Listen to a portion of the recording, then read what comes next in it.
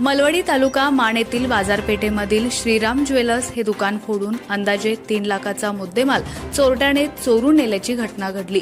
याचबरोबर आणखी 2 दुकाने फोडण्याचा प्रयत्न केला असल्याची माहिती सहाय्यक पोलीस निरीक्षक अक्षय सोनवणे यांनी दिली।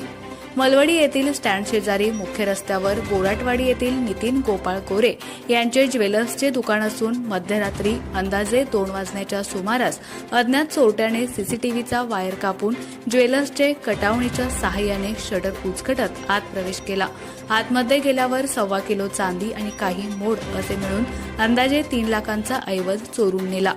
स्टँड परिसरात असणारे ऋतुराज सस्ते यांचे सुमन साडी सेंटर या दुकानात शटर उचकटून आत प्रवेश करताना त्यांना कोणतरी आल्याची चाहूल लागली, त्यामुळे ते पळून गेले। त्या नजीक असणारे मेडिकलचे शटर उचकटून आत प्रवेश केला, मात्र त्या मेडिकलमध्ये काही रक्कम सापडली नाही।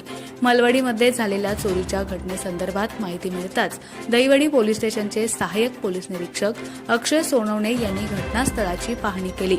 सातारावरून श्वान पथक तसेच तज्ज्ञ यांना पाचारण करण्यात आले, मात्र श्वानाने श्रीराम ज्वेलर्स पाठीमागून स्टँड परिसरापर्यंत माग काढला आणि त्या ठिकाणीच घुटमळत राहिले।